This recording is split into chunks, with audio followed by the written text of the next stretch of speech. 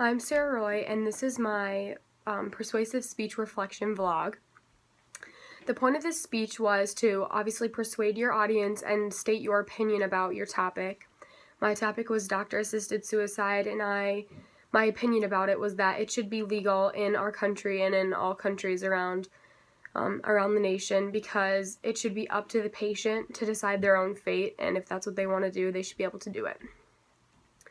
Going into this presentation, I felt like I was really prepared and that I had gathered enough information to do really well in the speech and to meet the time requirements.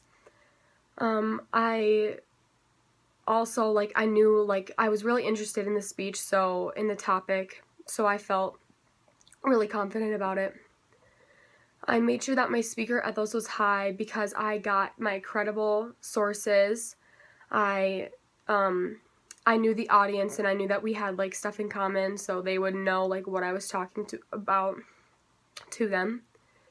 My technology was prepared.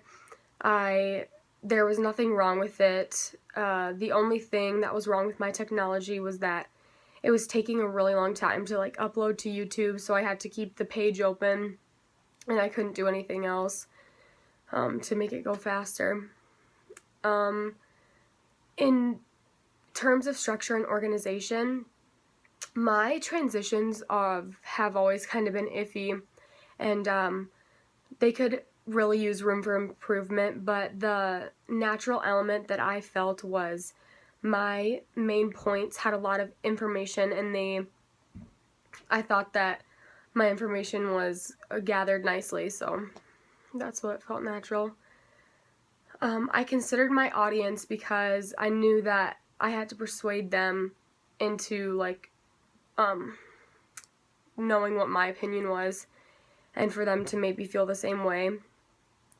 I considered them because I wanted to make sure that they liked my speech and knew what I was talking about, and to make sure that they knew that I had high ethos, and so they all liked my speech, and I feel like they learned a lot of new information about physician-assisted suicide that they wouldn't have known if I wouldn't have given the speech.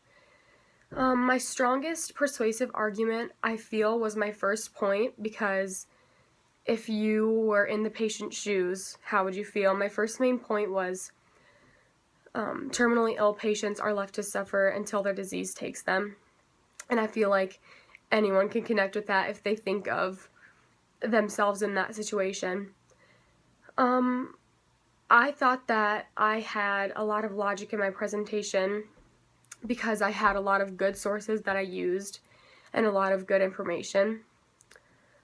The part of my speech that worked, I think, was mostly the whole thing, but my transitions could be improved on.